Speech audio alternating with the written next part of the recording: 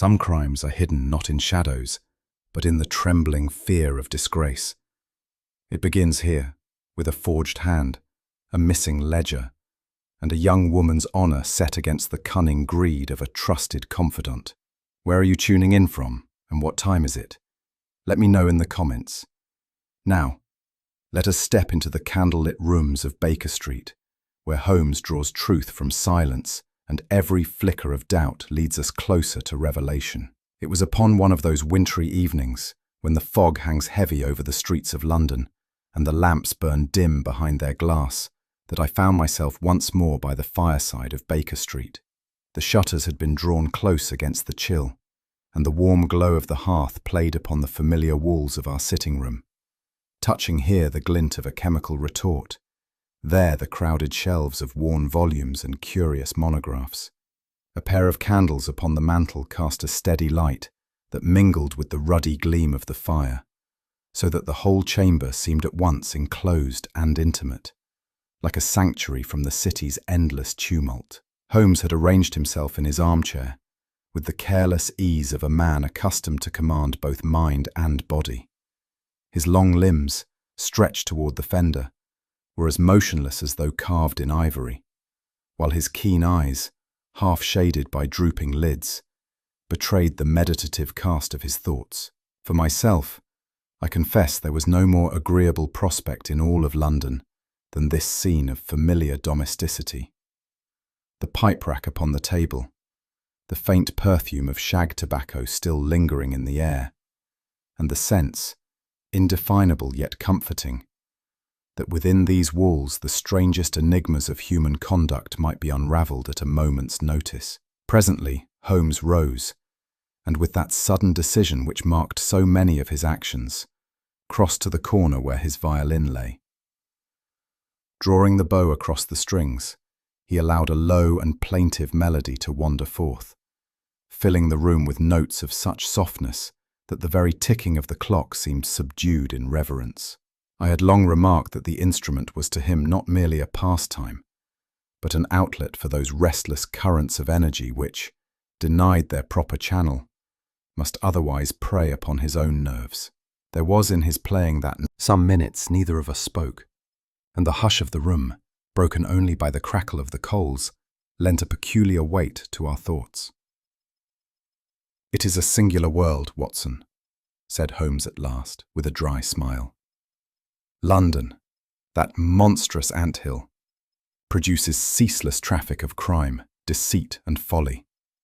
And yet for weeks we have been left without so much as a respectable burglary to test our faculties." "You would not have it otherwise, surely," I returned. "Peace, Holmes, is a blessing for the common citizen, if not for the detective." He regarded me with that keen glance which seemed always to pierce beneath words. "True, my dear fellow. Yet peace to me is but a synonym for stagnation. I thrive only when the waters are stirred." His words, though spoken lightly, carried beneath them a note of disquiet which I well understood. For I had seen more than once how the man's restless intellect sought sustenance in puzzles that would have daunted lesser minds. As Holmes fell silent again, my gaze wandered idly about the room until it rested upon the drawn curtain at the window. The lamplight beyond threw faint shadows across the fabric, and more than once I fancied a wavering form moved upon it, as if someone loitered upon the pavement below. At first, I dismissed it as the play of the fog against the glass. Yet, the impression grew until I leaned forward to observe more closely. Holmes, who seemed absorbed in his own reflections, nevertheless remarked the action with the quickness of habit. "You appear uneasy, Watson," said he softly, without turning his head. "It is nothing," I answered, though not with entire conviction. "Merely the suggestion of a passer-by upon the curtain." "Or perhaps," he murmured, "the herald of some disturbance more substantial than shadows." His tone was light, yet the gleam in his eye betrayed that strange instinct of his which so often preceded events of consequence. The fire sank lower in the grate. The candles guttered faintly, and an air of expectancy seemed to brood over the chamber. I could not shake the impression that the calm of our winter's evening was but the prelude to some hidden drama about to unfold. Holmes had been silent for so long that I thought him sunk in reverie, when suddenly he lifted his head and fixed me with that curious half-smile which so often heralded one of his enigmas. "My dear Watson," said he, stretching his long fingers upon the arm of his chair, "there are times when the air itself seems laden with the promise of intrusion. One might sit in a room such as this, with every bolt secure, and yet feel the shadow of a visitor before ever the latch is stirred." I laughed softly, for his words struck me as fanciful, though I could not ignore the peculiar gleam in his eyes. "You speak as if you expected a case to knock upon our very door this evening." "Expectation, no," he replied. "Certainty, perhaps. There are currents in London that ripple even here. And I, who spend my life tracing their patterns, can seldom mistake the tremor of an approaching disturbance." He leaned back once more, yet the set of his jaw betrayed that his seeming idleness was but a mask for vigilance.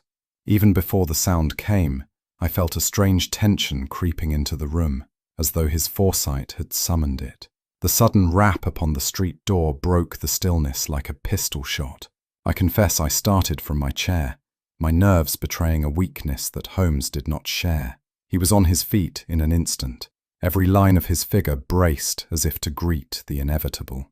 "You see, Watson," said he, with a touch of triumph, "the prophecy fulfills itself more swiftly than even I had calculated."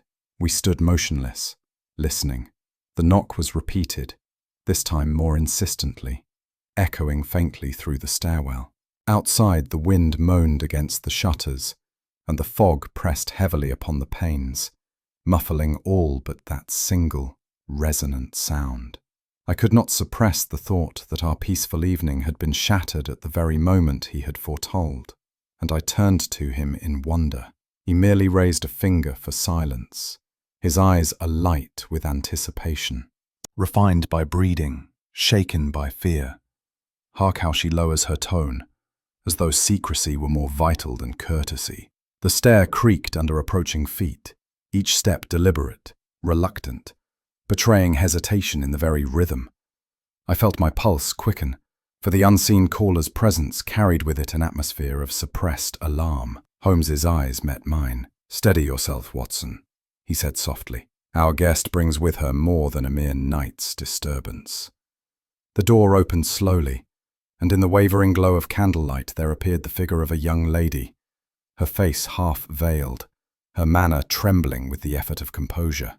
The light caught upon her cloak, still damp with fog, and upon eyes that shone with a mingling of resolution and distress. Holmes advanced a step, his gaze fixed keenly upon her, while I rose instinctively to offer aid. Thus, in that hushed and shadowed chamber, began the adventure which was to draw us from the tranquility of Baker Street into a web of secrecy and peril. The figure who now crossed the threshold of our sitting room was that of a young woman, pale of countenance and visibly agitated, though her bearing betrayed the polish of careful breeding. She paused for an instant in the doorway, as though the effort of entering demanded from her a last reserve of courage, and the flickering light of the candles showed the trembling of her gloved hand upon the folds of her cloak. Holmes, with that swift instinct of observation which was to him as natural as breath, stepped forward and indicated a chair near the fire. "Pray, madam, be seated," said he, his tone as courteous as it was matter of fact. For my part, I could not but remark the contrast between the refinement of her manner and the terror which lurked in her eyes. Her lips parted as if to speak, then closed again, with the silence of one fearful of her own words. The hush of the room was broken only by the faint crackle of the coals and the sound of her quickened breathing.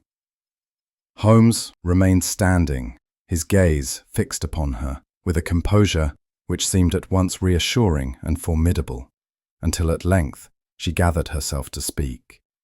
"My name," she said at last, her voice, low and unsteady. Is Evelyn Harbury? The syllables were uttered with hesitation, as though she dreaded the consequence of their disclosure.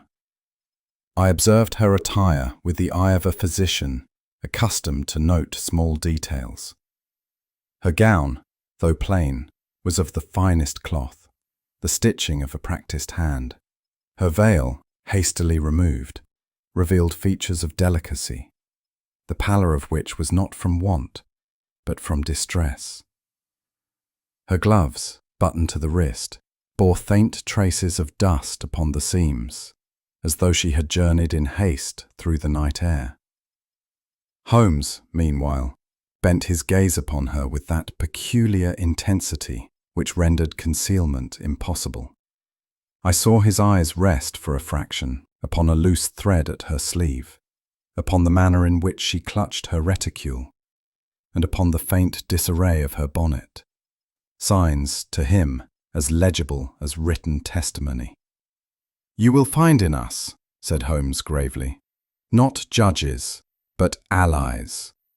The courage you have shown in seeking my counsel assures me that your matter is both grave and urgent." At this she inclined her head, though her expression betrayed that the burden of her tale pressed heavily upon her. It was with evident struggle that Miss Harbury began her account. More than once her words faltered, as though each syllable tore at some secret she had sworn never to reveal. Her gloved hands twisted upon her lap, and I fancied that even the shadows in the room seemed to lean nearer, as if drawn by the weight of her confession. "I scarce know how to begin," she murmured, her eyes fixed upon the fire. "To speak of it aloud is to give substance to kindness." "Miss Harbury," said he, "pray dismiss from your mind the fear of ridicule or reproach. Whatever the contents of these letters, they are but words upon paper, powerless save in the hands of those who would misuse them. You have done wisely in seeking advice before despairing of remedy." His words, delivered with quiet assurance, seemed to restore in her some fragment of composure. She raised her eyes to him, and for the first time a faint glimmer of hope crossed her face. "Thank you, Mr. Holmes," she whispered. "I feared you would turn me away, as others might, but already I feel less alone." Holmes gave the barest inclination of the head, his expression unreadable, though I, who knew him well, discerned the quickening of interest behind his calm exterior. "Then tell us all," he said, "and you may rely upon our discretion as fully as upon our effort." Thus encouraged, Miss Harbury drew breath, preparing to lay bare the tale which had brought her to us. At length Miss Harbury unclasped the reticule she had carried, and with trembling hands drew forth a small packet of folded papers. She held them for an instant, as though loath to part with them, then placed them upon the table before Holmes. "These letters," said she, her voice barely above a whisper, "were written by me in the heedlessness of girlhood, to one who, though once held in regard, has since shown himself unworthy of even common trust. They are not of a nature criminal, yet the words within, if made public, would stain both my honour and that of my family." Her confession was accompanied by a faint flush upon her cheek, but it was her eyes, dark with dread, which most betrayed the torment of her situation. "They have fallen," she continued, "into the possession of a man who threatens to make them known unless I comply with his demands. He is relentless, and each note he sends increases the peril, for he hints that others beyond myself already suspect." Holmes had not yet spoken. He merely inclined his head gravely, his long fingers resting lightly upon the papers, as though they were but the surface clue to some deeper enigma awaiting his unravelling. "My father," Miss Harbury went on, "was Mr. Arthur Harbury, of Harbury and Phelps, financiers of the city. He was a man of probity and honour, whose name is still spoken with respect in many quarters. To see that name dragged into the mire, through my own indiscretion, would be a blow I could not endure." Her words faltered, and she pressed her hand against her eyes in a gesture of despair. My mother's health is fragile, and my brother, who has just entered upon a promising career in the Foreign Office, would find his prospects utterly blasted. It is not only my own reputation that is threatened, but the very standing of our house. At this she looked imploringly from Holmes to myself, as though beseeching sympathy from one and judgment from the other. I could scarce repress the indignation which stirred within me at the thought of so base an exploitation of a young woman's folly. Holmes alone remained unmoved in outward expression, though I marked the quickening of interest in his eyes. Without a word, Holmes drew one of the folded sheets toward him, and spreading it upon his knee, bent over it with that hawk-like concentration which never failed to impress me. He did not trouble himself with the sentiments expressed within. Indeed, he scarcely read them, but rather studied the very form of the writing. "The hand trembles here," he murmured, "yet it is not the tremor of age, but of haste. Observe the blotting at this point, where the ink has been pressed by a coarse finger not your own. And here, note the watermark upon the paper, common, inexpensive, and purchased by the ream, not such as a gentleman's daughter would keep in her desk, I think." He turned next to the envelope, holding it up to the light. "The gum has been resealed, clumsily too. Our correspondent is bear the shame of ruin in silence than have my family's honour paraded before the world." Her plea struck me with profound pity. I saw in her the portrait of many a soul crushed less by crime itself than by the dread of scandal, that peculiar tyranny which weighed more heavily in our society than guilt before the law. Holmes leaned forward, his expression composed yet firm. "You may rest assured, Miss Harbury, that your confidence is inviolate. More than that, your case, though grave, is already half solved. The very details which to you seem damning are to me the marks of another hand, clumsier and far more culpable." At this pronouncement, Miss Harbury caught her breath, while I, no less astonished, could only marvel at his certainty. Holmes reclined once more, steepling his fingers in that familiar gesture, as though to signal that the true work of deduction had only just begun. Holmes leaned back into his armchair, his long fingers pressed together, and regarded our visitor with that air of quiet mastery which was his by nature. For some moments he did not speak, but his eyes, keen and penetrating, travelled deliberately from her bonnet to the hem of her gown, lingering upon trifles that to me seemed devoid of meaning. Miss Harbury, visibly discomposed by this silent scrutiny, clasped her hands tightly in her lap, while I, who knew those signs of concentration only too well, waited in silence for the stroke that must inevitably follow. At length Holmes permitted a faint smile to play upon his lips. "It is often more useful, Miss Harbury," said he, "to allow a client's circumstances to reveal themselves before a single word is spoken. One can read much in the little accidents of attire and bearing, if one but looks closely enough." She started at this, as though dreading what secrets might be unveiled by such observation. I confess that even I, though long accustomed to Holmes's methods, felt that peculiar tingle of anticipation which always heralded one of his astonishing revelations. Holmes's gaze rested upon the pair of gloves which still lay upon the table, where Miss Harbury had cast them aside. He took them up gently, holding them to the light with a delicacy more befitting a jeweller's gem than a lady's attire. "These are new," said he, "yet see here, across the fingers the leather is faintly creased, as though gripped tightly for some minutes. The dust upon the cuffs, too, is of a light grey, such as might be gathered from the cushions of a carriage rather than from the streets." Miss Harbury coloured faintly. "I came directly from my house in a hired brougham," she admitted, "and I confess that I was so overcome with nervousness as I waited below that I scarcely released my grasp upon my gloves." Holmes inclined his head with satisfaction. "Precisely. A small matter, yet sufficient to indicate both your mode of travel and your state of mind upon arrival. To one who is accustomed to such trifles, they are as legible as print upon a page. I marvelled anew, for while the facts lay plain enough before my eyes, I should never have conceived such deductions from so meagre a clue.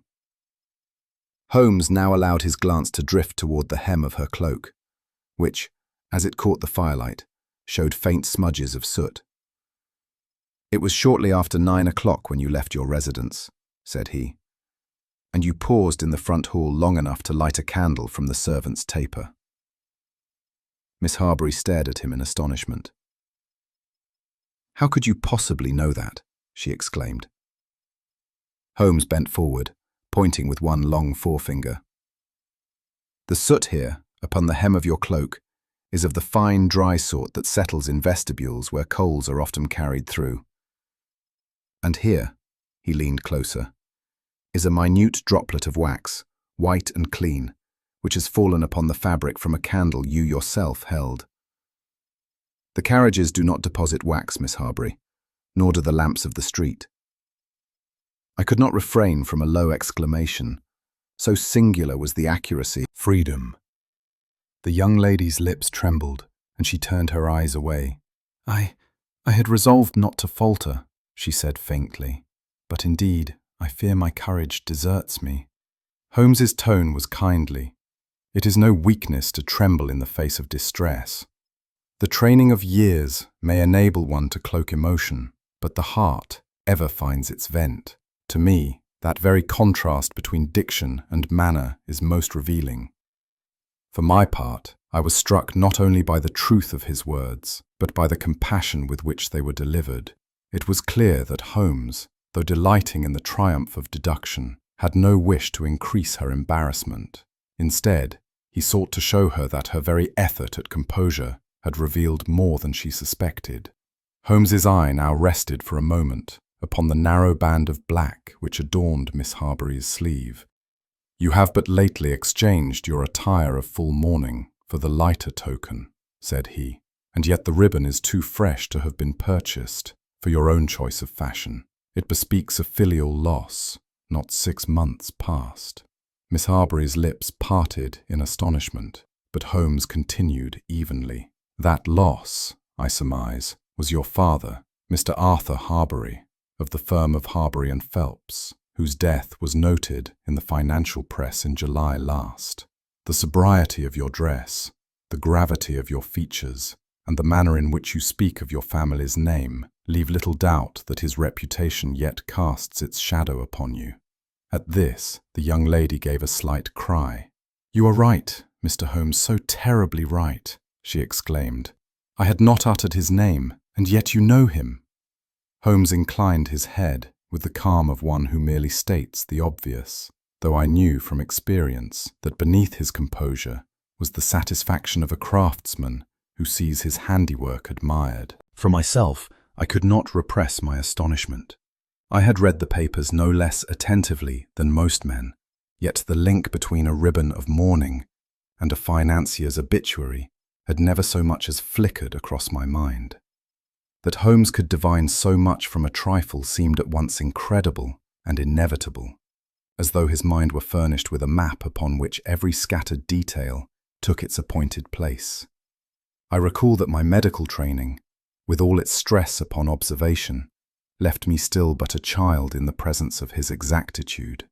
To me, such deductions appeared less the result of reason than of some unnatural intuition, though Holmes himself would laugh at the suggestion of mystery and call it but the exercise of common sense upon uncommon data. Miss Harbury, meanwhile, had risen half from her chair, her eyes wide with mingled awe and alarm. "It is as though you have read my very heart," she said, her voice trembling. "You know more of me than I had thought any stranger could discern. If you can so easily unravel my private life, what power must you not possess over my secret shame?" Her words, though uttered with a trace of fear, were not without a tone of relief, for I saw that she recognized already the strength of the ally she had secured. Yet it was clear, too, that Holmes's precision left her both reassured and unsettled, as though she stood naked beneath a light too piercing to resist. Holmes raised a hand lightly, bidding her sit once more, his expression unaltered by her astonishment. "My dear Miss Harbury," said Holmes, his tone softening to one of quiet gravity, "I possess no sorcery, nor do I trespass upon thoughts which you have not yourself betrayed. The world is full of traces, trifles overlooked by most, which, to one who has trained his eye to follow them, form a chain as clear as daylight, a ribbon, a glove, a tremor in the voice. These are but words in a language that speaks constantly, though few have the patience to learn it." He leaned forward, his long fingers steepled. "Your confidence is safe with us. Already I see the outlines of your adversary's design, and I assure you that your burden is not insurmountable. The very carelessness with which he has laid his plot is the sure—" The hearthrug felt the pathos of that conflict more keenly than any speech could have conveyed. At last she lifted her head, and with a sudden resolution began, "You must know, gentlemen, that what I am about to tell touches not only myself, but the honour of one who is beyond all reproach in death. To speak of him at all in this connection feels an act of disloyalty, and yet, if I do not, I can neither explain my present danger nor hope for relief." She clasped her hands upon her lap, her voice trembling but steadying as she continued.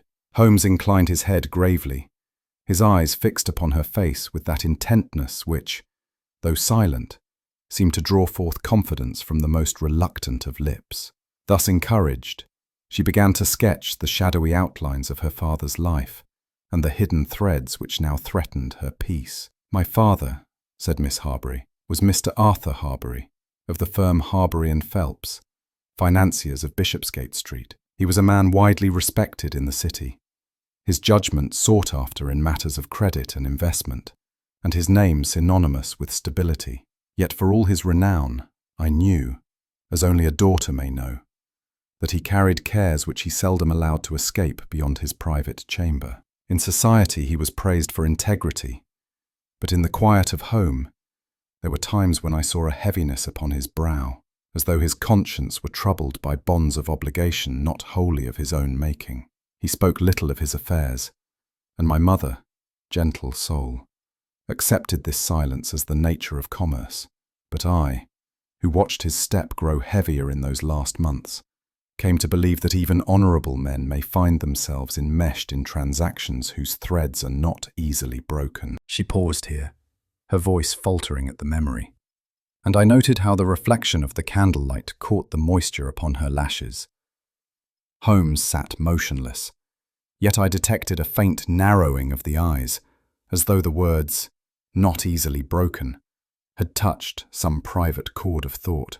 "There was," she continued, "one man in particular whose name was ever linked with my father's, Mr. Edmund Carswell, his associate in business. Of him I retain but the vaguest impressions, an ambitious man, restless of spirit, who came and went like a shadow across our household. He was a visitor more often to my father's counting-house than to our family rooms, and yet, on those occasions when our paths crossed, I recall a manner both polished and elusive, as though he were ever guarding some inner secret. Then, one day, he was gone. No explanation was offered beyond the most formal notice to the firm that he had departed for the continent.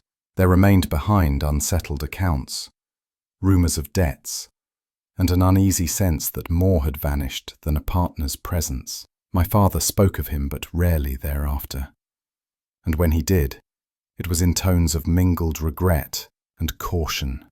In truth, I know little more of him than this, that his absence left a silence, heavy with unanswered questions, and it is precisely that silence which, years later, has begun to speak again, through letters which I had believed long destroyed. At this disclosure, Holmes leaned forward ever so slightly, though he made no comment. I could see that some piece of the puzzle had already found its place in his mind. Miss Harbury opened her reticule once more, and withdrew a smaller bundle of folded papers, her fingers trembling as she laid them upon the table. "These," she said, "are letters written by my father to Mr. Carswell, long ago. They came into my possession only within the last month, delivered under cover by one who claimed to have recovered them from a debtor's chest. At first I scarcely dared read them, fearing to disturb old wounds.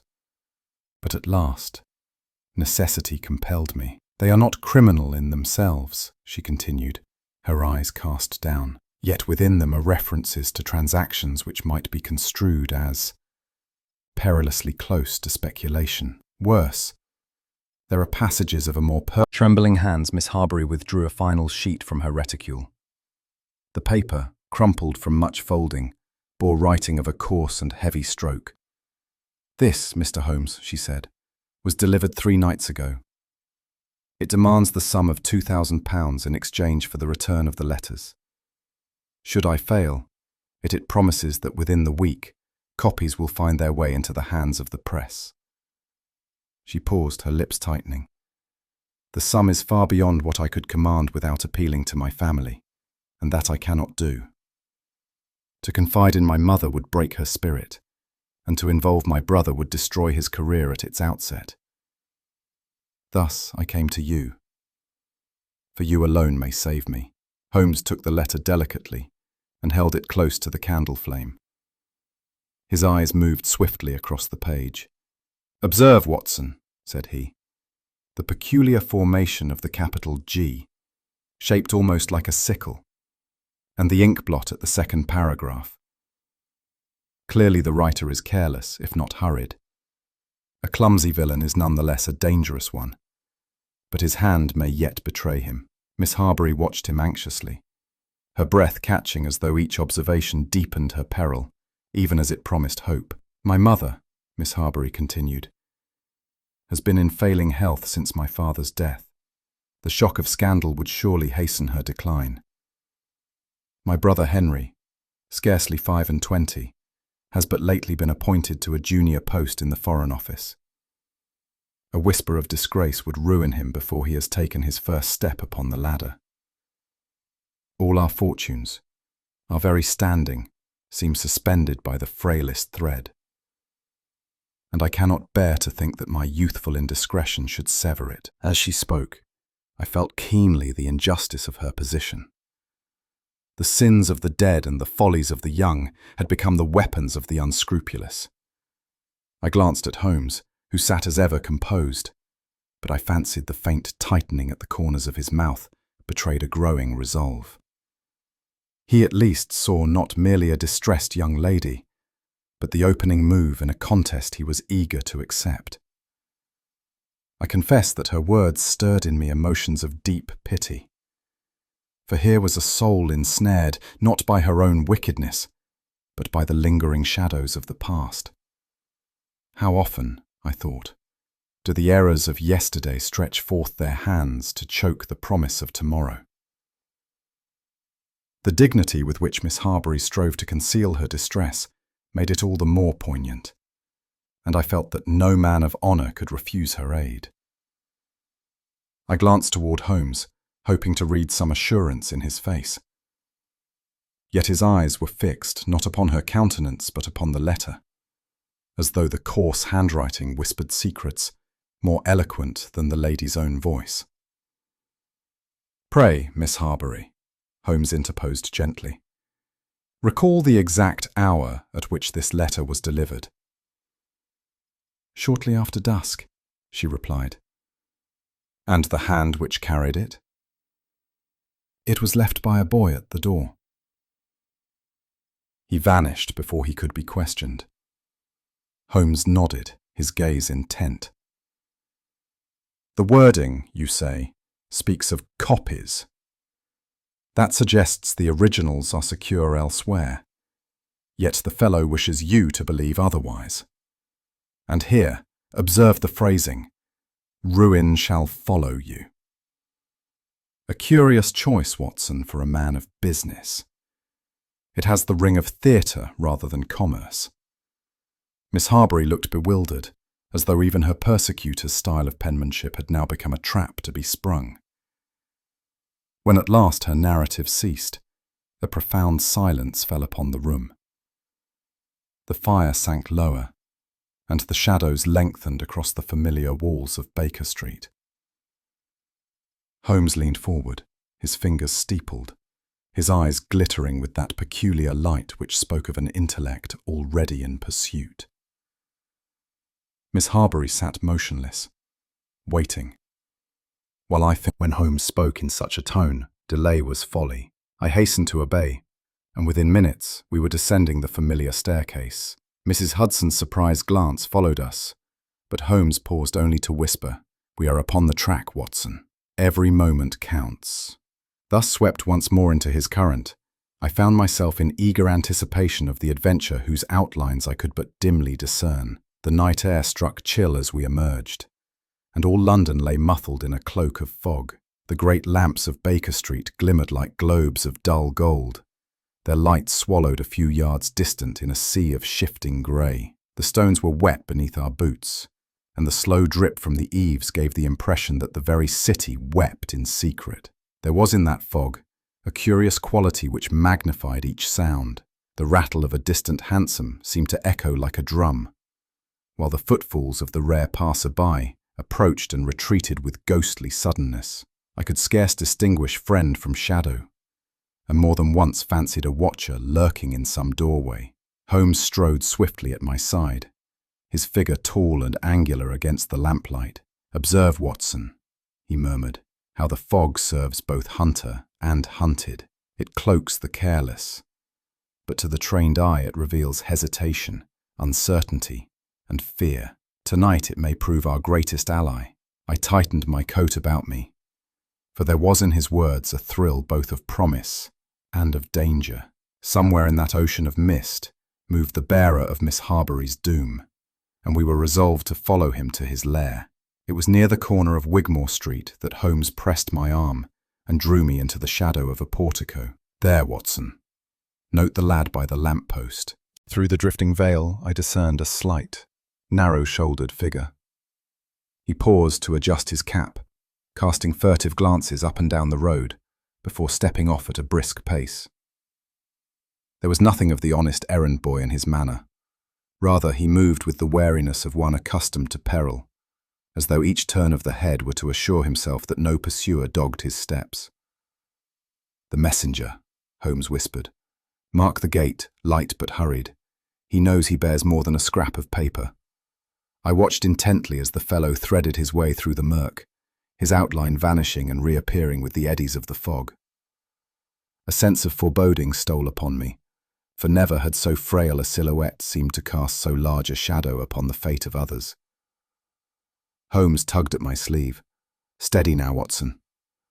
Too near and we are betrayed, too far and we are lost." And so our pursuit began in earnest. The chase that followed was one of the most singular of my experience. The boy moved quickly, yet not in a straight course. Rather, he darted down side streets, crossed thoroughfares with sudden haste, and once retraced his steps for a dozen yards before resuming his path. Each maneuver had the quality of a test, as though he sought to shake off any who might be upon his trail. Holmes, with the patience of a stalking cat, matched each turn with unerring instinct. When the boy quickened his stride, we lagged. When he paused to peer into the fog behind, we melted into doorways or feigned a casual stroll. More than once my heart leapt as the lad's eyes swept the gloom, for I felt sure we were discovered. Yet Holmes remained imperturbable, his hand raised in warning until the danger passed. At last the boy plunged into a narrow lane, where the gas lamps struggled vainly against the vapour. The very bricks dripped with damp, and the air smelt of coal smoke and river mist. Here, amid this labyrinth of shadows, he seemed most at home, and his steps grew surer. Holmes' eyes gleamed in the dim light. "We are drawing near his harbourage," he murmured. "Be alert, Watson. Our quarry is not the boy, but the hand that guides him." A shiver ran through me, for the thought that some corner. For my own part, my pulse quickened with the thought that we might, at any instant, find ourselves face to face with one who, though but a messenger, carried in his keeping the secret of our client's fate. There is something profoundly unsettling in the pursuit of one who is himself aware of pursuit. At each echo of our steps, I wondered whether he counted them, marking the distance between us. The fog pressed so close that I had the impression of eyes peering from every shadow, unseen yet ever near. It seemed to me that we were not merely the hunters, but in some darker sense also the hunted, as though the fellow led us by invisible leash towards some snare of his own devising. I confess I felt a creeping chill along my spine, and only the steady presence of Holmes at my side kept my courage firm. We emerged from the narrow passage into a junction of 3 streets, each swallowed by mist. Holmes halted abruptly, his hand raised. The sound of footsteps, which a moment before had rung clear ahead, ceased as though snuffed out. I peered anxiously into the gloom. "He is gone!" I exclaimed. "Vanished into air!" Holmes crouched for an instant, his keen eyes scanning the glistening pavement. "Not vanished, Watson. Only hidden." Yet no trace met my gaze. The silence was profound, broken only by the drip of water from a rain gutter. My heart pounded, and I felt for a moment utterly disoriented, as though London itself had conspired to swallow the fugitive. Holmes remained composed, his figure erect, his eyes darting from wall to cobblestone, from shadow to faint light. I could not but marvel at the calm assurance which held him steady, where my own senses confessed bewilderment. "Observe here, Watson," Holmes murmured, pointing with his stick to a faint smear upon the wall. A scuff mark where a boot pressed for purchase. And here, a match, lately struck and dropped, the sulphur scarcely cool. He straightened, his eyes glittering. "Our quarry has not escaped us. He stands even now within 50 yards, watching to learn whether he has thrown us off. It is a deliberate ploy, one which betrays not only caution but training. We are pitted against a wary opponent." His voice was low, steady, and it restored my confidence, as surely as if the fog itself had lifted. Even as Holmes spoke, a movement caught my eye. A shadow flitting at the far end of the street, momentarily outlined against a wavering gas lamp before merging once more with the fog. "There," I whispered. Holmes nodded, his lips tightening. "As I thought. He plays with us, Watson, leading us yet holding us at bay. It is the hand behind the boy that interests me most, and that hand will soon reveal itself." With that we pressed on once more. The chase resumed, the city itself a theatre of mist, shadow, and imminent revelation. It was upon the following afternoon, as Holmes and I were in quiet consultation over the notes of the previous evening, that a brisk knock sounded at our door. Mrs. Hudson's announcement of "Inspector Lestrade, gentlemen," was scarcely needed, for the small, wiry figure of our frequent visitor at once crossed the threshold. Lestrade carried with him that air of official briskness which seemed designed to impress upon us both the dignity of his position and the authority of Scotland Yard. His bow was perfunctory, his glance quick and appraising, and his first words left no doubt of his purpose. "Good day, Mr. Holmes. Dr. Watson, I trust I do not intrude, though I fancy you are once again meddling in matters which may yet require the Yard's hand." There was in his tone a mixture of courtesy and superiority, as though he extended to Holmes a measure of condescension which long acquaintance had never sufficed to soften. Holmes, for his part, greeted him with that quiet smile which I well knew concealed more than it revealed, and bade him be seated. Holmes wasted no time in preliminaries. Vanished partners and frightened young ladies. This is hardly the stuff of official investigation. Holmes's eyes twinkled, though his face remained otherwise expressionless. I could see that he had anticipated the inspector's reception, and was in no way disconcerted by it. Lestrade drew his chair a trifle nearer to the fire, and assumed the air of one pronouncing judgment. "Blackmail, Mr. Holmes, is as old as the hills, and generally twice as tedious. It is for the victim to pay or not to pay, according to their means, unless a threat passes into act, unless there is violence or an attempt upon life or property. It remains a private matter. Scotland Yard cannot busy itself with the sentimental lapses of young women, nor with the shadow of a dead financier's reputation. You glanced at me as though inviting my agreement, but I could not suppress a frown at the callousness of his words. Holmes, however, did not rise to the challenge. He merely leaned back, his eyes half closed, and permitted a faint smile to pass across his lips. Your position is, as always, admirably definite, Inspector, said he. One cannot mistake the economy of effort which governs your department's activity. Lestrade stiffened at the irony, though whether he detected it in full, I could not tell. Holmes bent forward, his long fingers joined together. Permit me only one observation, Inspector. You dismiss the matter as private. Yet a messenger, skilled in evasion, delivers the threats. You term it sentimental. Yet the letters concern financial dealings of a partner who disappeared, leaving debts in his wake. And you assure us it is beneath the Yard's concern. Yet in the very phrasing of the notes I perceive a hand too practised in deception to be that of an amateur. Lestrade waved his hand impatiently. Speculation, Mr. Holmes. The Yard deals in facts. Indeed, said Holmes softly. And it is upon facts that I rely. A scuff upon a wall, a burnt match, and the wording of a crude threat. These are facts enough to my purpose. But pray do not trouble yourself. Scotland Yard may sleep soundly while I watch. There was in his tone neither boast nor challenge, only that calm assurance which I had learned to trust implicitly. Lestrade muttered something about private theatricals and rose to go, his dignity bristling at every step. Holmes remained serenely at his place, his eyes alight with thought, as though the inspector's indifference had only confirmed the path he meant to pursue.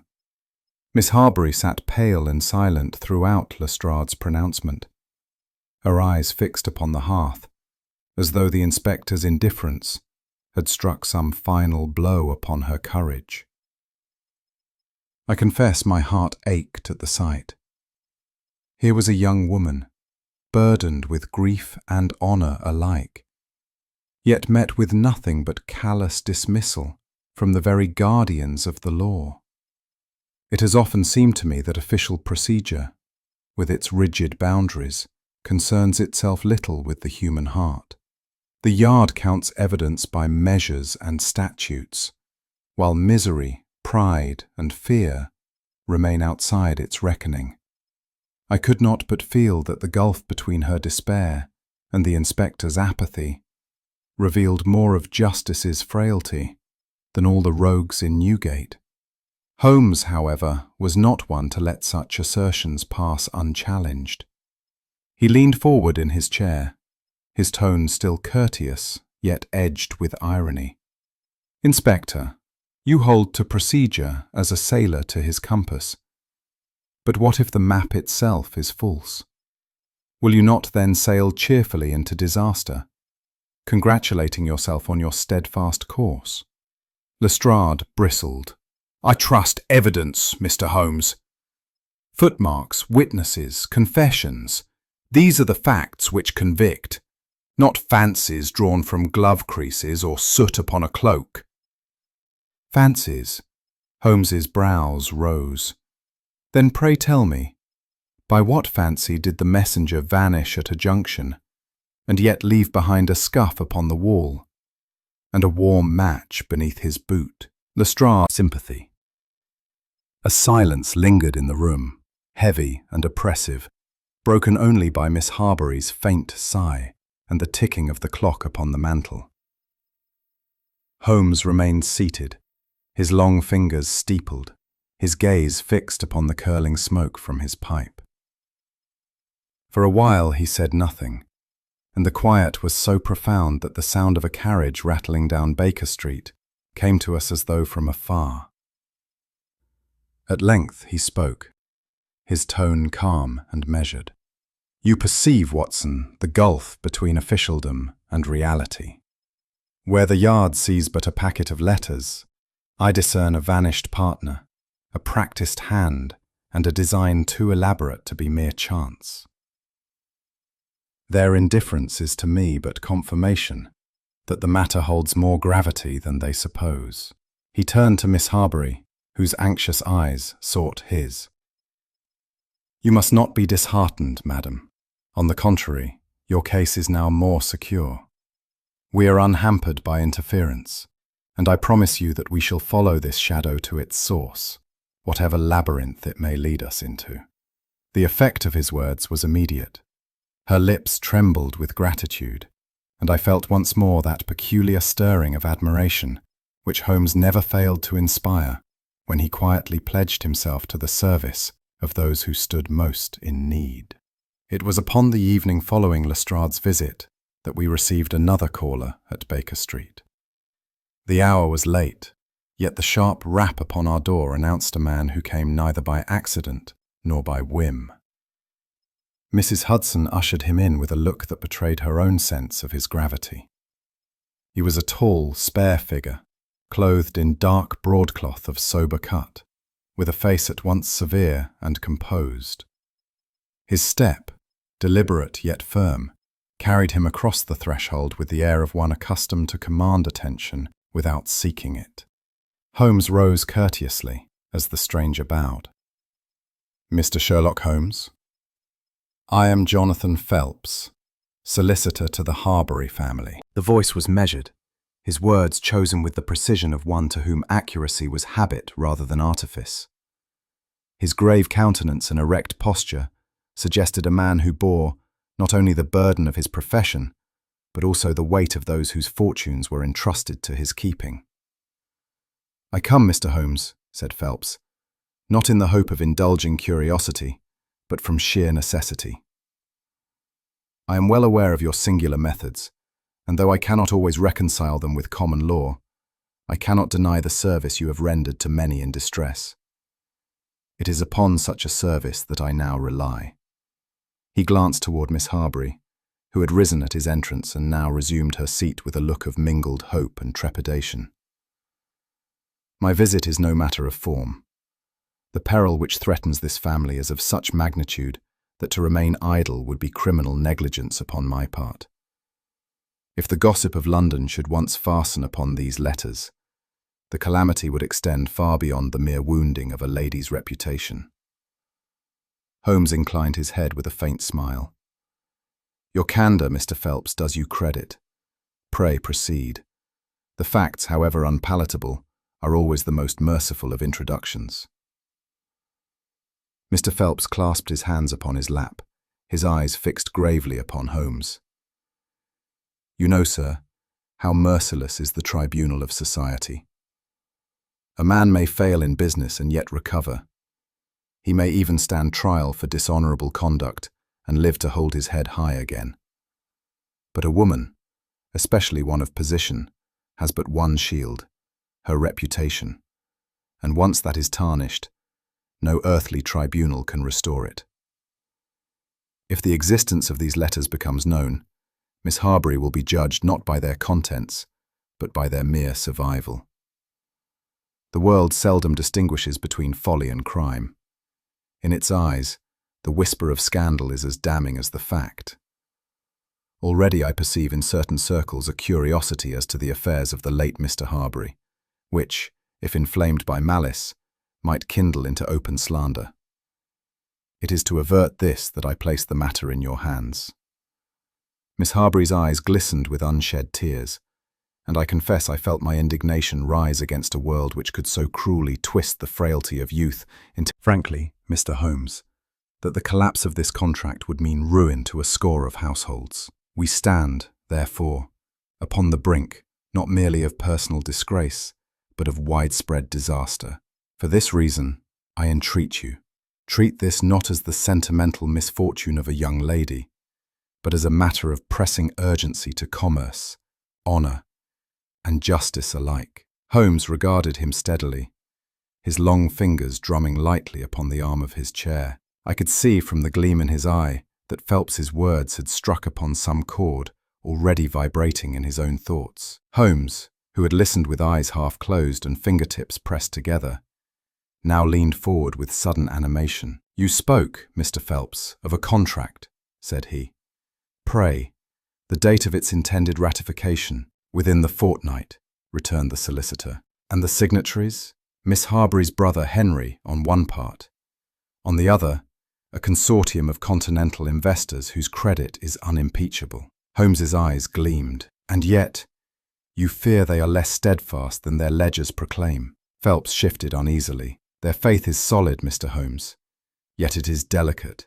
A stain upon the Harbury honour would suffice to tear the paper before the ink is dry." Holmes tapped the bundle of documents with a long finger. "And the opposing party?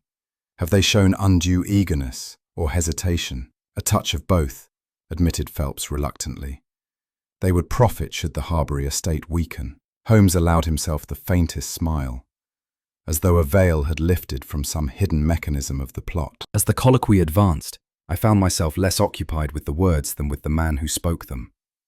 Jonathan Phelps, the grave solicitor, had entered with the bearing of granite, yet under Holmes's questions I perceived fissures in the stone. His fingers twitched upon the arm of his chair, his lips pressed and released as though to restrain impatience, and once his voice caught upon a phrase in a manner wholly foreign to his professional coolness. It was plain to me that this was no mere client relaying facts with measured detachment. This was a man who felt the very ground trembling beneath him. And though his words spoke of contracts and commerce, his manner betrayed the sharper fear of personal ruin should secrecy fail. At length, Phelps clasped his hands tightly before him and leaned forward. "Mr. Holmes, I implore you, speed is essential, but secrecy is paramount. The faintest whisper of these letters would suffice to undo all. Even rumour, baseless and unproved, would be fatal.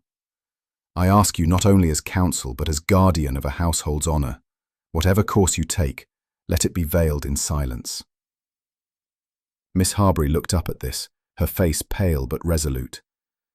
"Yes, Mr. Holmes. My very life seems staked upon your discretion." Holmes regarded them both with that peculiar expression of serenity which often cloaked his most intense resolve. He made no protestation of sympathy. Instead, his silence itself conveyed the weight with which he accepted their plea. It seemed to me as I watched that the atmosphere of our sitting room had altered, that the very air was thick with secrets which, if once breathed beyond those walls, might shatter all. Holmes stirred at last, knocking the ash from his pipe with deliberate care. "You are wise to insist upon secrecy, Mr. Phelps, for silence is at once the hardest and the most fruitful of weapons. Yet I must remind you of one paradox. Though time is our greatest enemy, it is also our most serviceable ally. If we act too soon, we reveal our hand. If too late, the foe secures his triumph. We must strike in that fleeting moment when the veil is thinnest and the danger greatest."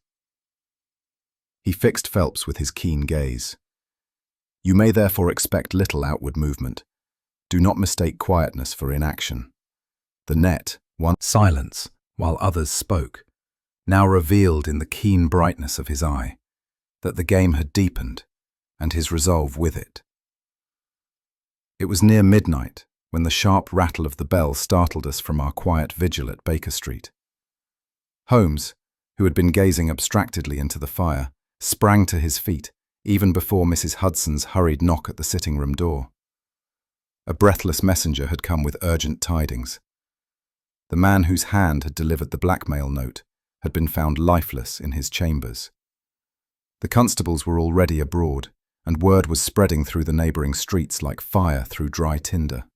"Come, Watson," cried Holmes, already reaching for his coat and hat. "We must see this scene while the night is yet young." There is a shadow upon this business that will not wait till morning. We were soon rattling through the damp streets in a cab, the fog clinging to the lamps like a veil, and the distant chimes of St. Mary Le Bow tolling the lateness of the hour. My companion was silent, his sharp profile etched against the glass as he looked out into the gloom. For my part, I could not quell the unease that had been rising within me since Miss Harbury's first confession. Now, it seemed, the affair had passed from whispers and threats into the graver domain of sudden death. The house into which we were admitted stood in a crooked lane off the Strand, a place where the fog seemed to linger in perpetual residence. Up a narrow stair, we were conducted to a chamber whose very air seemed to stifle. The smell of stale tobacco mingled with the acrid tang of spent gunpowder, and the only light came from two guttering candles, whose wax had trickled down to grotesque stalagmites upon the table. The room itself was meagrely furnished, a desk piled with papers, a truckle bed against the wall, and a single chair overturned upon the floor. Shadows hung thick in every corner, and the silence was broken only by the occasional hiss of wax falling upon the boards. I confess that the sight filled me with a sense of foreboding, as though we had stepped into a chamber prepared for tragedy. Holmes moved with noiseless swiftness to the desk, his eyes darting over every object with that peculiar intensity which transformed the commonplace into the significant. A constable, dozing in the passage, stirred at our entry, but made no attempt to hinder us, for Holmes had long since won a grudging respect among the men of the yard. I, meanwhile, could not keep my gaze from the slumped figure that occupied the far side of the desk, its head bowed upon its breast, the pale hand still clutching a paper that trembled faintly in the draught. The dead man was of slight build, his narrow shoulders hunched, as if even in death he shrank from the world he had sought to exploit. A pistol lay upon the table, its barrel dark with smoke, while a thin trail of blood marked the path from his temple to the blotched paper beneath. Beside the weapon was a note, hastily scrawled, its words steeped in the rhetoric of despair. Holmes read it once, then again aloud. "I am undone. Better to end all than to face the ruin that approaches." To the untutored eye, the scene proclaimed nothing but self-destruction. Yet there was, to my mind, an element too deliberate in the arrangement. The weapon placed at an angle almost theatrical, the paper laid with studied precision before the lifeless hand. Holmes bent close, his lips compressed. "Observe, Watson," said he softly. "Here we have the form without the substance. Suicide, perhaps, to the police, but to us, no. The curtain has been drawn too carefully, the lines rehearsed too well." The words sent a chill through me. I had accompanied Holmes often enough to know that when he spoke thus, the case had already passed from conjecture into certainty. The man had not fled from shame of his own volition. Another hand had guided both weapon and pen. Holmes now gave himself wholly to his craft. He measured, striking, I marvelled, as I ever did, at his swiftness in piercing veils that to me appeared impenetrable. "Then this is murder, Holmes?" I asked in a hushed tone. "Murder, Watson, most assuredly. And more than murder, it is the silencing of a voice that threatened to betray secrets greater than its own." He straightened, his eyes alight with grim satisfaction. "The game is widening, and we must tread carefully, for the hand that struck here will not hesitate to strike again." Holmes stooped over the pair of candles, their wax distorted into grotesque rivulets. He touched the charred wick with the tip of his long finger, then compared it with his watch. "Do you perceive, Watson," he murmured, "that these candles have burned some 2 hours beyond the moment of death?" I bent close, and indeed the melted pools had spread wide across the wood, forming hard ridges like frozen streams. "Then the man could not have extinguished them himself," I ventured. "Precisely. They were left to gutter and die, long after their supposed master had fired that shot. The room, my dear fellow, bears testimony not of sudden despair, but of careful staging. The murderer lingered here, waited, perhaps, until the household slumbered." Holmes's voice, though low, carried the cutting assurance of conviction. I felt the very walls of the chamber lean inward, as if complicit in the sinister deception. It was I, not Holmes, who first remarked upon the curious disorder of the desk. A bare rectangle upon the dust-strewn wood suggested that some stack of papers had once occupied the place, now conspicuously absent. On the shelves, too, gaps yawned between ledgers, as though certain volumes had been removed in haste. Holmes followed my gaze and gave a thin smile. "Excellent, Watson. You see the negative space as well as the positive. The missing papers are as eloquent as those left behind. Our late blackmailer did not perish merely from conscience. He held material too valuable to leave in another's hands, and so those hands have taken it." I felt a thrill at his words, for it seemed to me the room itself whispered of secrets spirited away, of hands rifling through drawers while death still hovered close by. Holmes next directed my attention to the narrow window, its frame slightly parted despite the chill night. He drew it wider, and in the weak moonlight I perceived faint marks upon the sill, smudges where dust had been disturbed, and, most damning, the light impress of a boot heel upon the outside ledge. "See how neatly it fits," Holmes said, laying his own boot beside it. "Not suicide, Watson, but entrance, or exit. Our visitor came this way, avoiding notice in the stairwell." The open window is a confession in itself. A draught stirred the curtains, carrying with it the smoke of the guttering candles. I shivered, not solely from the cold, but from the thought of a silent intruder slipping through the fog to end a man's life with merciless precision. Holmes closed the window softly, as though sealing the crime within until truth could drag it into the open air. For my part, I confess that a heaviness settled upon me as I looked again at the lifeless form. Only an hour before we had spoken of scandal and secrecy, matters of society's harsh regard. Now those whispers had darkened into irrevocable violence. The transition from drawing-room anxiety to blood upon the floor struck me with chilling force. I could not help but reflect how swiftly honour, money, and ambition, those idols of London life, could turn the hand of man toward crime. A chill ran down my spine, and I thought of Miss Harbury, blissfully ignorant as yet of how black her case had become. It was at this sombre moment that a brisk tread upon the stair announced Inspector Lestrade.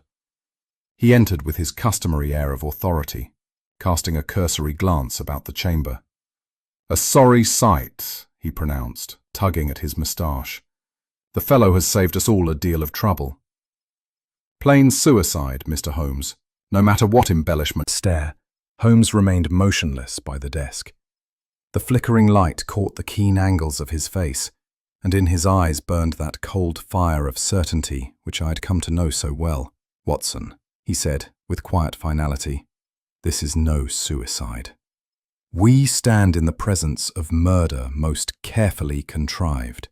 Its author clever enough to deceive the police, yet careless enough to leave me the threads. It is now our task to weave them into a net."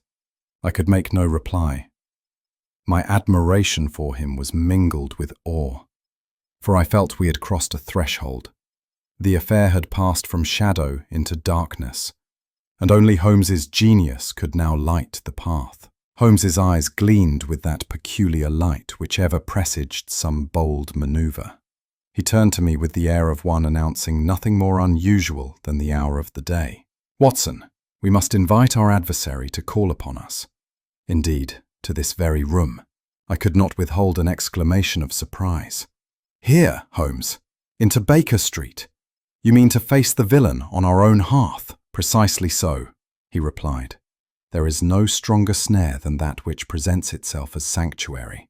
The guilty man believes himself unseen when he trespasses upon ground so familiar to us." I regarded him in mingled admiration and unease. To lure a murderer under one's very roof seemed to me the height of audacity. Yet in Holmes's tones there was no trace of bravado, only a serene assurance that the trap was already half sprung. With swift and noiseless movements, Holmes set about transforming our chamber into a theatre of stratagem.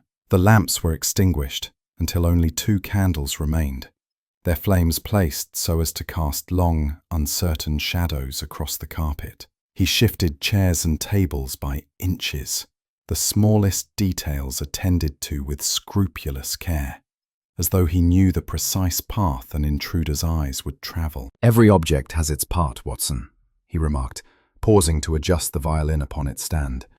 "An innocent tableau for the visitor, yet a net for him who believes himself unseen." I watched with fascination, noting how even the positioning of the newspapers upon the side table bore some hidden intent. By the time he had concluded, the familiar sitting room had acquired a quality at once homely and sinister, as though we had stepped into some stage play of crime. Despite the conviction with which Holmes laboured, my heart was far from tranquil. "Holmes," I said at last, "this venture smacks of peril. We deal not with a petty thief, but with a desperate soul who has already shown himself ready for murder." He looked at me with that rare warmth of friendship which occasionally softened his keen features. "My dear fellow, I would never willingly hazard your safety. Yet your presence is indispensable. You lend the scene its ordinary air, without which our quarry may take fright. Besides, I flatter myself we shall end the night with triumph, not tragedy." There was no refusing him. Though dread pressed heavily upon me, admiration for his genius and loyalty to our long companionship won the day. I assented, though with the uncomfortable sensation of one signing his own warrant. Holmes inclined his head in silent gratitude, and the matter was settled. At length the hour grew late, and Holmes bade me take my place by the fire, the better to maintain the appearance of idle repose. He himself withdrew into the recess of the room, his lean form melting into shadow as naturally as if he had been part of the drapery. The hush which descended was profound. The candles guttered faintly, casting their wavering glow upon the bookshelves and the well-worn armchairs. I could hear nothing save the measured ticking of the clock upon the mantel, and the occasional crackle of coal as it settled in the grate. Time dragged with intolerable slowness. My thoughts alternated between the peril we courted and the curious serenity of my companion, who remained motionless, his presence betrayed only by the faint glimmer of his eyes in the dark. At each creak of the stair, my heart gave a violent leap, for I knew that we had become bait within Holmes's care. Great bell, heavy and inexorable. At length, unable to bear the silence, I whispered, "Holmes, are you certain he will come?" He did not stir, but his lips moved. "There is no certainty in human affairs, Watson, save that guilt ever seeks its hiding place, and where guilt hides, it must return to look upon its prize. Time, when measured against expectation, grows monstrous." The hands of the clock crept with a deliberation that mocked my nerves, and the hush of Baker Street beyond our windows seemed an unnatural void. My thoughts, fevered by suspense, began to play their tricks upon me. More than once I fancied I heard the scrape of a boot upon the pavement, the rustle of a coat at the corner, the faint tap of fingers against glass. I stole a glance at Holmes, but his composure was unchanged. His eyes glowed steadily. His chest rose and fell with the calm of one who might have been waiting an hour or a day. It mattered little to him. A doubt seized me. What if we were lured into this stillness while our adversary accomplished his end elsewhere? What if our quarry proved more cunning than even Holmes supposed? Yet, though unease gnawed at my reason, I could not deny the confidence radiating from my companion. He had cast his lot, and I with him. It was a little before midnight when the silence cracked. A faint creak upon the stair reached our ears, so slight that it might have been mistaken for the house settling. But Holmes's eyes flashed, and his finger rose in warning. The sound came again, this time more distinct. The measured tread of a man who, though cautious, could not wholly silence his weight. My heart gave a violent leap, and in the glow of the hearth I felt the blood leave my face. Holmes bent forward the merest fraction, his gaze riveted upon the door. "Steady, Watson," he breathed, no louder than a sigh. The steps halted just beyond our threshold. There followed a pause of such intensity that I could hear the beating of my own heart. Then the faintest brush, as of a hand testing the latch, reached us, and I knew the moment of our vigil was at hand. Holmes turned his head slightly, and in the dim flicker of candlelight, I saw the faint curve of a smile upon his lips. He raised his hand and, with a motion of exquisite caution, indicated the door. Only then did I notice what had escaped me earlier, that the door was not fully closed. A bare inch of shadowy space lay between it and the jamb. Holmes had left it thus, deliberately, cunningly, as bait for the intruder. "Good heavens, Holmes," I whispered. "You mean he is invited to enter?" Holmes inclined his head, his finger pressed once more to his lips. His entire bearing exuded the satisfaction of a hunter whose trap is sprung at last. The latch moved almost imperceptibly, a soft, metallic murmur in the night. The door inched open, the draught stirring the flame of the nearest candle. The air seemed charged with expectancy, as though the very walls leaned forward to witness the revelation.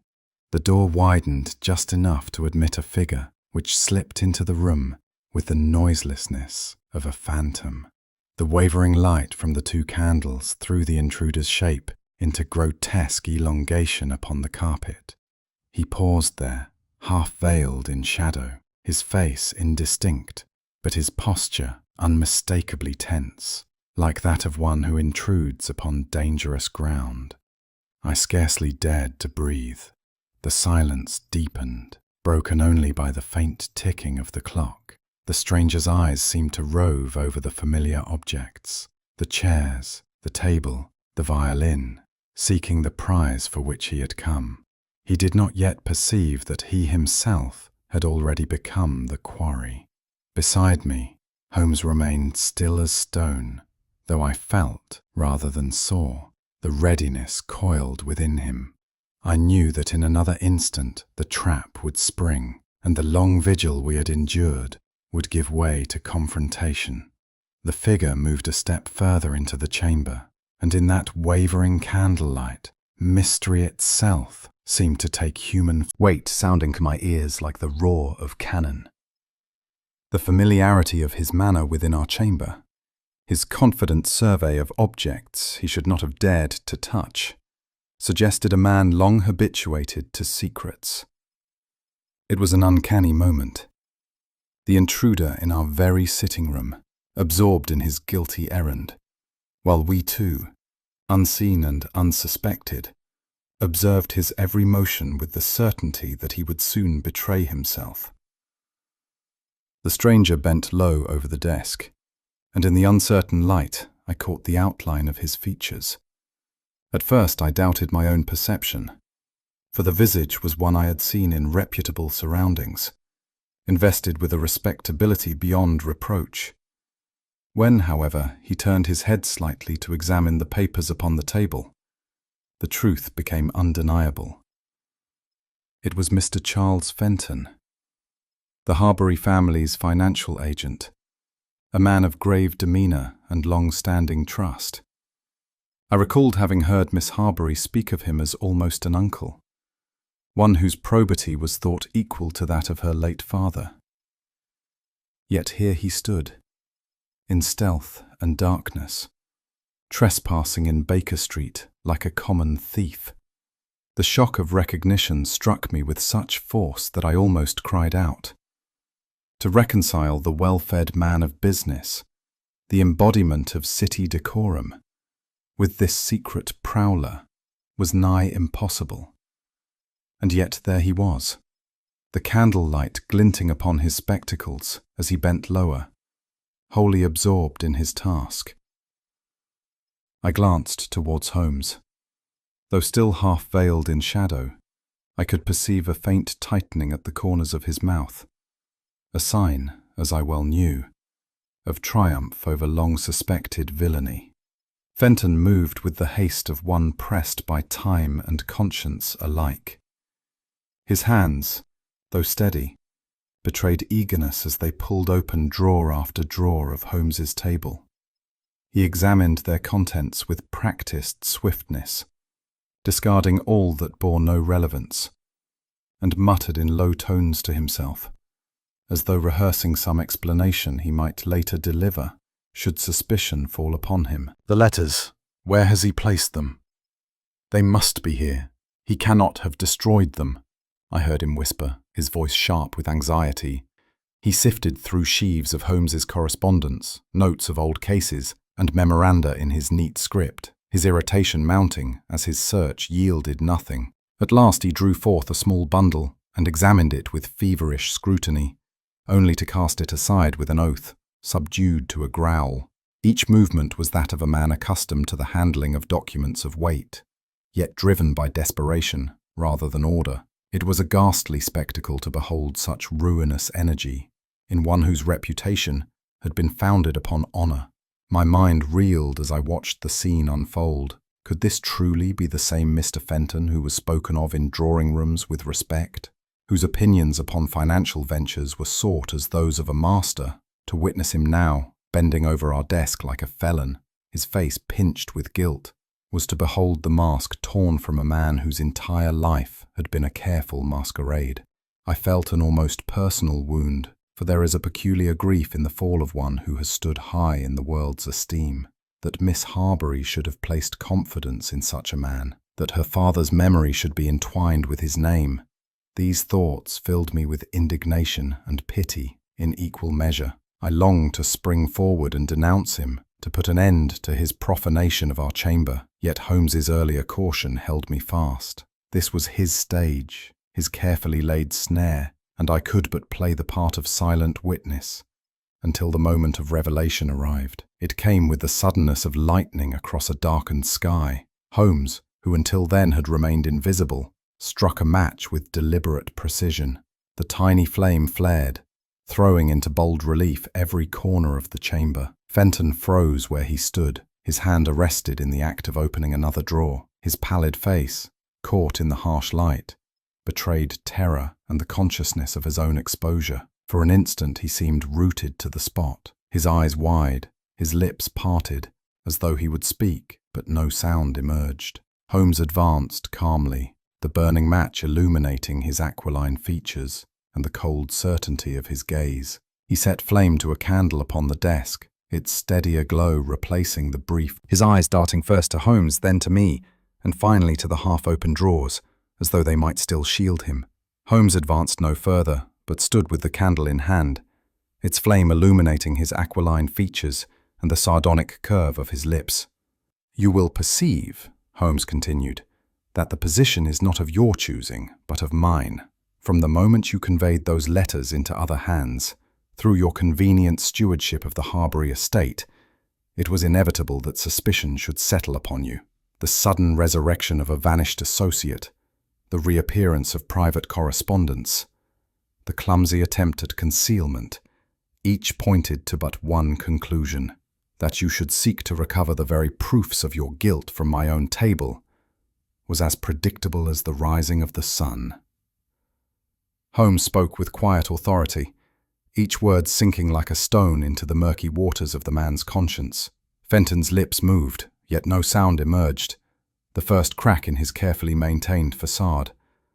Cornered by the unflinching gaze of my friend, Fenton at last found his tongue. "You are mistaken, sir," he cried hoarsely. "I came only to—" His words faltered under the weight of their own implausibility. He drew himself up with a show of indignation. "It is you, Holmes, who trespass beyond decency. Spying, ensnaring, maligning an honest man." Holmes' expression remained unchanged, the faintest trace of irony playing upon his features. "Honest men seldom rifle through locked drawers by candlelight," he remarked dryly. Fenton's hands trembled upon the desk. "Very well," he snarled. "Yes, I sought the papers." "Why?" "Because they were mine by right. Those letters, those records, they are the property of the firm, not of some meddling detective or prying daughter of Harbury." His voice sank, heavy with bitterness. What is blackmail to you but a word? To me it was necessity. A man does not build a fortune without shadows to haunt him. The admission hung in the air, damning as any confession. His composure, once the armor of his respectability, had fallen away, and in its place stood the desperate figure of a man unmasked. Holmes turned his head slightly, and with the barest flick of his hand gave me my cue. I rose at once, my heart thudding, and positioned myself by the door. The simple act of placing my back against the panel seemed suddenly of immense gravity, for it sealed our adversary within the chamber and cut off his one avenue of escape. Fenton's eyes darted to me, and I fancied I saw in them the wild gleam of a cornered animal.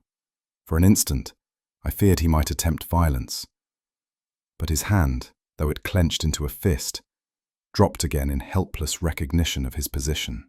I confess that a shiver ran through me as I considered how near we had been to letting this man slip past us into the night, his crime undetected, his perfidy cloaked once more beneath the garb of respectability. Holmes, with deliberate calm, crossed to the desk and drew from its drawer a small packet tied with string. He held it lightly, as though it were of no more consequence than a discarded newspaper. "These," he said, "are the very documents you sought. Or so you believed." Fenton's breath caught, and his eyes devoured the packet. Holmes smiled faintly. "In truth, they are nothing but a bundle of harmless memoranda and some correspondence of my own devising. Their only merit lay in their function, as bait. I placed them where your cupidity must draw you, knowing that no man of your disposition could resist. And here you stand, in possession of your own undoing." The words, though softly spoken, fell with crushing weight. The elegance of the trap, the inevitability of it, seemed to rob the man of speech. Holmes set the packet upon the desk and fixed Fenton with his most penetrating gaze. "This case, Mr. Fenton, began as a sordid matter of family scandal, a daughter's name imperilled by foolish letters, but it has now assumed a graver complexion. You have passed from blackmail to theft, and from theft to murder." "Murder?" Fenton stammered, his face blanching. Holmes inclined his head. The blackmailer who so inconveniently sending grotesque shadows flitting across the walls.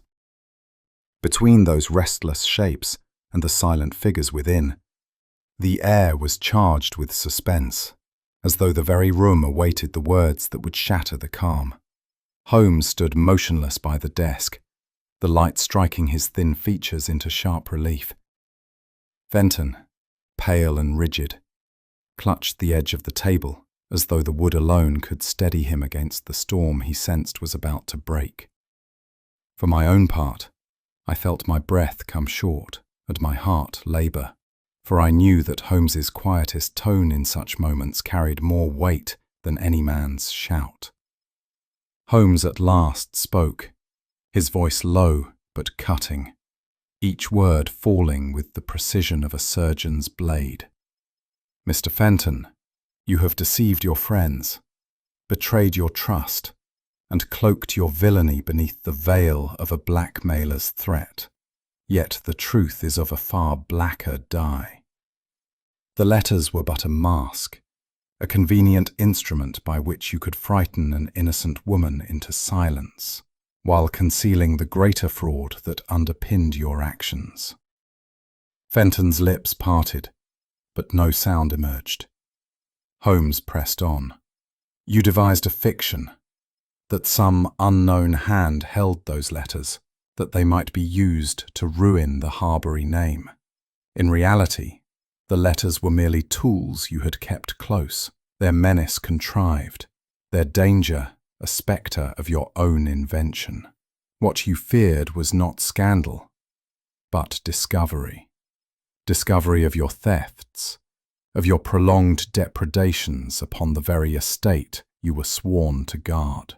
The man flinched visibly at the words, his shoulders jerking as though under a lash. Holmes's gaze did not falter, but bored into him with relentless scrutiny. Holmes inclined his head slightly, his eyes fixed upon our adversary. When the letters threatened to slip beyond your grasp, you struck swiftly.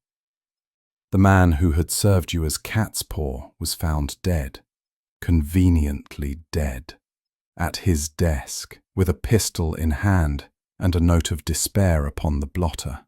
A neat picture, Fenton. Too neat by half. I saw the sweat break upon the man's brow as Holmes continued.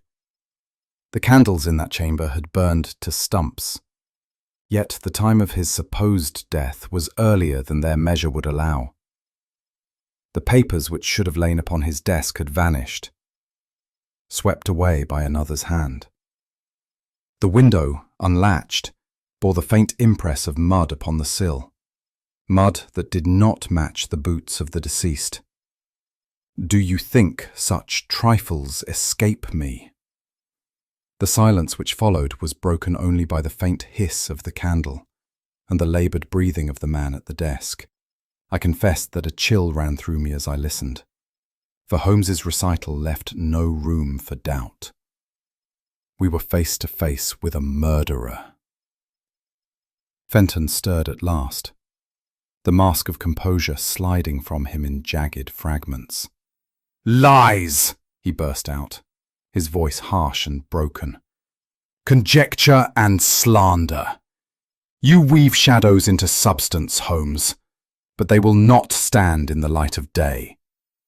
Yet, even as he spoke, his trembling hands betrayed him, and his eyes, darting first to the door and then to me, revealed a soul seeking escape from its own guilt. His protests, far from reassuring, rang hollow in my ears. I saw the flush creep up his cheeks, the convulsive twitch of his jaw, and knew that Holmes's words had struck home. Respectability, that outer garment in which he had cloaked himself for so long, was slipping from his shoulders, and beneath it there remained only fear and fury. Holmes, unmoved, watched him with the calm intensity of a naturalist studying a specimen at the moment of revelation. Holmes leaned forward, his tone almost conversational, yet every syllable laden with iron. "The truth is simpler still, Mr. Fenton. You had long siphoned funds from the Harbury estate. Small sums at first, cunningly disguised in the ledgers, until habit emboldened you to greater thefts.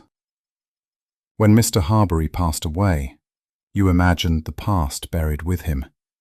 But the letters, unguarded words, hints of dealings not fully declared, resurfaced.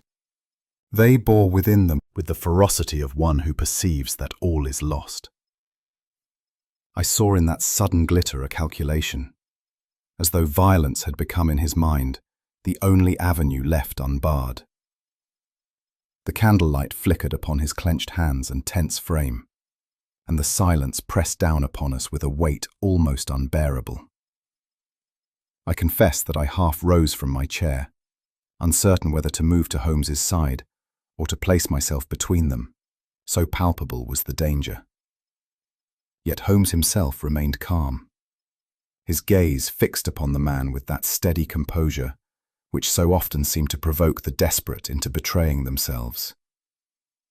It came with startling swiftness. With a cry that was half a snarl, Fenton thrust his hand within his coat and drew forth a narrow-bladed knife, the steel catching the light as it flashed from its sheath. He sprang across the short space that divided him from Holmes, the weapon raised high, his face convulsed with rage. "Holmes!" I shouted, leaping forward even as my companion swerved aside with the agility of a fencer. The blade struck the wood of the desk, splintering it where but a moment before Holmes had stood. I grappled with the man's arm, seeking to wrench the weapon free, while Holmes caught him by the wrist with a grip of iron. The struggle was fierce and silent, save for our quickened breathing and the scuffle of feet upon the rug. The man fought like one possessed, the strength of desperation lending force to his blows. "Steady, Watson," cried Holmes, his voice cool amid the tumult. "He cannot prevail." The knife clattered to the floor at last, my boot pinning it beyond his reach. Yet still he twisted and writhed, driven by the last sparks of a doomed resistance. It was only when Holmes, with sudden dexterity, forced the man's arm behind his back that the contest was decided. With a cry of pain, Fenton stumbled forward into my grasp. Between us, we pressed him to the chair from which I had so lately risen, and there he sat, his chest heaving, his eyes blazing with impotent fury. The fight had drained from him. His shoulders sagged, and a hoarse curse escaped his lips. The respectability which he had so carefully cultivated was gone. In its place there remained only the sullen aspect of a criminal unmasked. Holmes straightened his coat, his breath scarcely quickened despite the struggle. He regarded our prisoner with a composure that seemed to sting the man more deeply than any rebuke. "Your efforts, Mr. Fenton," Holmes said, "were as clumsy as your earlier deceptions. Both have failed." Holmes leaned forward, his voice as cold and precise as a surgeon's scalpel. "You possess, sir, the keen intellect, though warped by avarice and vanity. Intellect divorced from conscience is a double-edged blade. It cuts not only its victim, but, in the end, its master. You sought to wield your cunning against others, and behold, it has turned inward to destroy you." Fenton's only reply was a muttered oath, his gaze sinking to the carpet, as though to avoid the pitiless eyes fixed upon him. Holmes folded his arms, and in the silence that followed, I could hear only the faint sputter of the candles, their glow falling on the tableau of defeated villainy. At that moment, the door was flung open, and Inspector Lestrade entered, his boots sounding sharply upon the boards. His eyes widened at the sight before him, the disordered room, Holmes erect and composed, myself flushed with exertion, and Fenton slumped in ignominious defeat. "Good Lord, Holmes!" he exclaimed. "I scarcely believed your summons, yet here I find the man himself in your custody." "You are timely as ever, Lestrade," said Holmes coolly. "Mr. Fenton is ready to be conveyed to the yard. The charge is theft, blackmail, and murder, with an additional attempt at my own life." The inspector's astonishment had carried us to so dramatic a climax. The street outside was unusually still.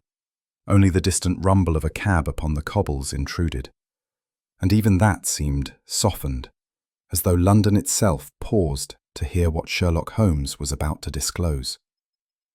At length, Holmes struck a match, kindled his pipe, and sent forth a thin, blue spiral that mingled with the candle smoke. He drew 2 or 3 contemplative puffs before he spoke, his tone cool and deliberate, the voice of a master craftsman reviewing his completed work. "My dear Watson," said he, "you have this night witnessed the end of one of the more insidious schemes it has been my lot to encounter. The man has been unmasked, but the steps by which I reached the conclusion are perhaps of equal interest. I should be loath that you should think my deductions the product of intuition alone, for in truth they rest upon details so slight that only by persistence did they yield their meaning."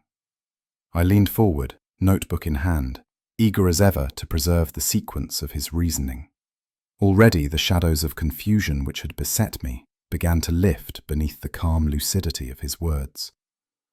Holmes tapped the ash from his pipe into the grate, and took up one of the incriminating letters which Lestrade had permitted him to retain. He held it to the candlelight, his finger tracing the looping characters. "You will observe, Watson, that the hand is, at first glance, a tolerable likeness of Harbury's vanished associate. Yet see here, where the flourish of the capital H sinks too low, and here, where the pen has pressed with undue heaviness upon the page.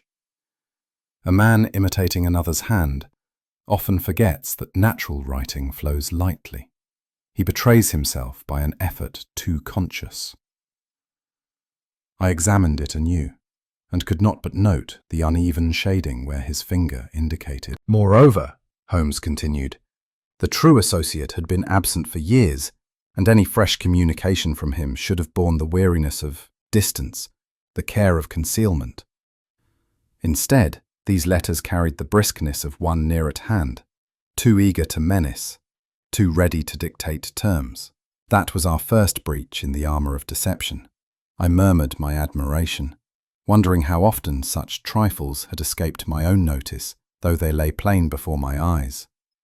Holmes leaned back, the smoke wreathing about his head like a crown of thought. Consider next the matter of timing.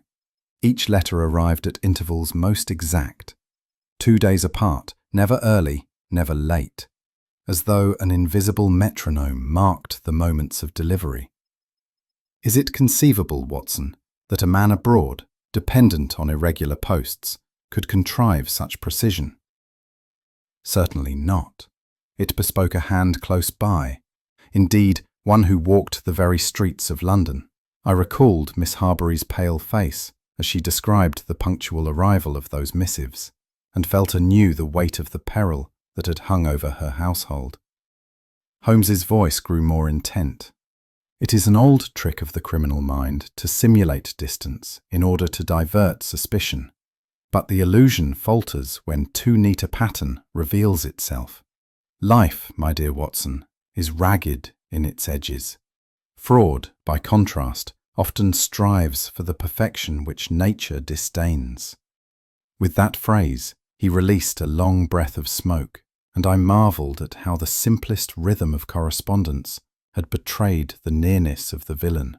Holmes rose and paced once across the carpet, his eyes bright with the recollection of discovery. Lastly, the chamber of the so-called suicide. Observe what the inspector chose to disregard. The candles.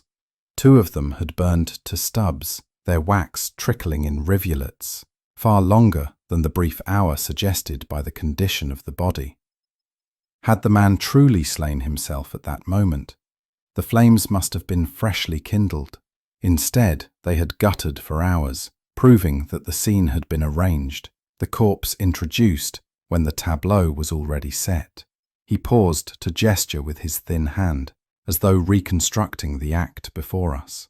The criminal relied on the presumption, the gaps upon the blackmailer's desk, where certain bundles had once rested. Lestrade, with his usual appetite for the obvious, assumed they were the letters concerning Miss Harbury. Yet here lies the truth. He tapped the page before us, a neat copy he had made of one salvaged ledger. The columns were filled with figures, names, and cryptic initials, trivial to my sight, but to Holmes they spoke volumes. These are not the effusions of youthful folly, he continued, but ledgers, records of transactions cunningly obscured, yet unmistakable to the practiced eye, and whose signature recurs, faint yet consistent upon each page. Charles Fenton's. Here is the man's confession written in arithmetic, the tale of moneys diverted from the Harbury estate over the span of years. The revelation struck me forcibly, and I could scarce believe how blind I had been. The vanished papers, far from sealing Miss Harbury's ruin, proclaimed her innocence while fastening the noose about her agent's neck. Holmes's voice grew taut with satisfaction. It was for these, Watson, that he rifled the chambers of the blackmailer, ensuring the trail of guilt led nowhere but to his own destruction. Holmes's gaze grew darker as he drew upon his pipe. Once the blackmailer discovered what treasure he held, the affair passed beyond Fenton's control. He had invented the letters to disguise his fraud, yet the man who stumbled upon them perceived their true worth, and sought to use them as a cudgel rather than mask. Here then was the turning point. To pay once might forestall exposure. but to pay forever was ruin absolute. In desperation, Fenton contrived the man's death, arranging the scene to mimic despair, hoping to bury both victim and evidence beneath the convenient verdict of suicide. The words chilled me, for it was plain that vanity, greed, and fear had driven Fenton to a deed which no hunger nor want could excuse. Holmes let the silence fall heavy, as though allowing the moral weight of his reasoning to press upon all present. Inspector Lestrade, who had sat throughout with a stiffness peculiar to officials, forced to admire what they cannot claim as their own, cleared his throat. "Well, Mr. Holmes," said he with a brusque attempt at composure, "there's no denying you have a knack for these things. Scotland Yard may not always follow your flights of fancy, but in this case you have, I admit, drawn the threads tighter than any of us could." Holmes inclined his head gravely, as though receiving a tribute from a monarch, rather than from an unwilling subordinate. I could not resist noting the inspector's tone, half admiration, half wounded pride, that curious blend which so often marked his encounters with my friend. Holmes relit his pipe and stared into the dwindling flame of the candle.